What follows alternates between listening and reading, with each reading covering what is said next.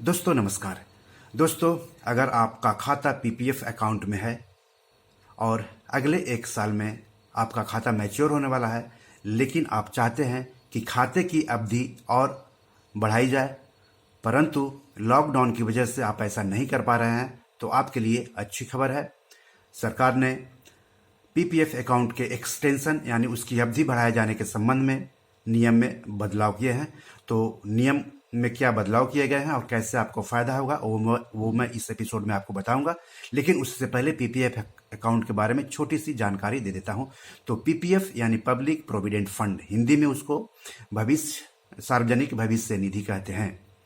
यह छोटी बचत स्कीम यानी जो थोड़ी थोड़ी बचत करते हैं, जो कम पैसे बचा करके भविष्य में अच्छा खासा पैसे जमा करना चाहते हैं, उनके लिए एक लोकप्रिय निवेश साधन है। इसको आप नज़दीकी पोस्ट ऑफिस में जाकर के खोल सकते हैं, या फिर सरकारी बैंकों में जाकर के खोल सकते हैं, या फिर जो 3 बड़े प्राइवेट बैंक हैं, एक्सिस बैंक, आईसीआईसीआई बैंक और एचडीएफसी बैंक, वहां पर भी जाकर के पीपीएफ अकाउंट आप खोल सकते हैं।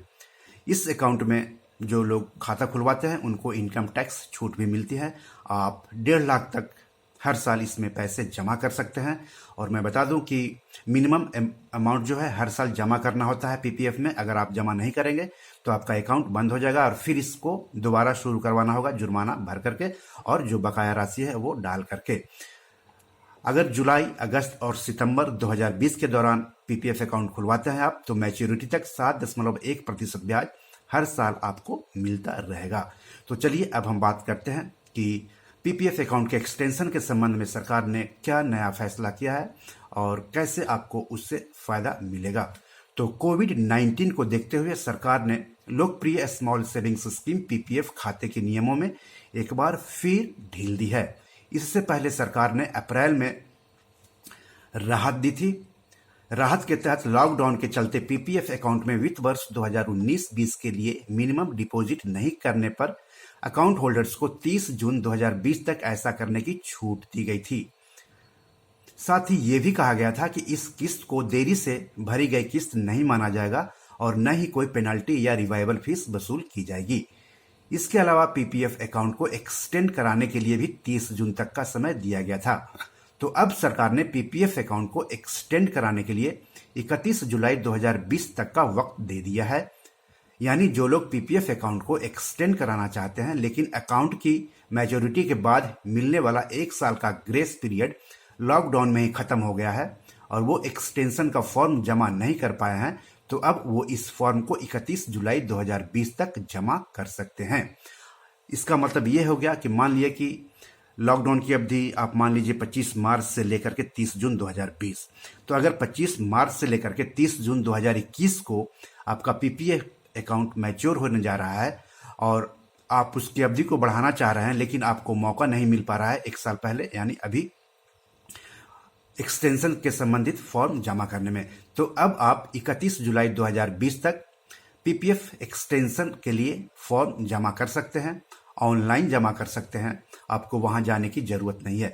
तो सरकार ने जो नियम में बदलाव किए हैं उसके तहत बैंकों और पोस्ट ऑफिस को पीपीएफ अकाउंट एक्सटेंड कराने के लिए रजिस्टर्ड ईमेल आईडी से संबंधित फॉर्म की ड्यूली साइंड स्कैन्ड कॉपी 31 जुलाई तक जमा की जा सकती है। फॉर्म की वास्तविक यानी हार्ड कॉपी लॉकडाउन पूरी तरह हटने के बाद जमा करनी होगी। तो अभी जो नियम है अकाउंट एक्सटेंशन का वो क्या है वो भी जान लीजिए। पीपीएफ अकाउंट का मैच्योरिटी पीरियड 15 साल है। इसके बाद चाहे तो इसे और 5 साल के ब्लॉक्स में जितनी मर्जी हो उतना कंटिन्यू किया जा सकता है। इसके लिए फॉर्म अकाउंट की मैच्योरिटी वाली तारीख से 1 साल के अंदर जमा करना होता है। पीपीएफ अकाउंट को नए योगदान के साथ या नए योगदान के बिना भी एक्सटेंड किया जा सकता है। अकाउंट बंद होने तक इसमें जमा फंड पर ब्याज मिलता रहेगा। अगर मैच्योरिटी के बाद अकाउंट को बंद नहीं किया जाता है और नहीं 1 साल के अंदर इसे एक्सटेंड किया करने के लिए फॉर्म जमा किया जाता है, तो अकाउंट में आगे कोई नया योगदान नहीं किया जा सकेगा। हालांकि मौजूदा बैलेंस पर ब्याज मिलता रहेगा। तो दोस्तों, पीपीएफ अकाउंट में खाता कैसे खुलवाना है, कहां कहां खुलवाना है, इसकी क्या क्या खास बातें हैं, टैक्स पर कितनी छूट मिलेगी, हर साल मिनिमम कितना पैसे जमा करना है, इन सब बातों के बारे में अगर आप जानना चाहते हैं तो इसी वीडियो के डिस्क्रिप्शन में पीपीएफ के संबंध में एक लिंक दिया हुआ है यूट्यूब वीडियो का, तो आप उस वीडियो पर क्लिक करके आप पीपीएफ के बारे में पूरी जानकारी हासिल कर सकते हैं। तो बी योर मनी मैनेजर में आज इतना ही। नमस्कार।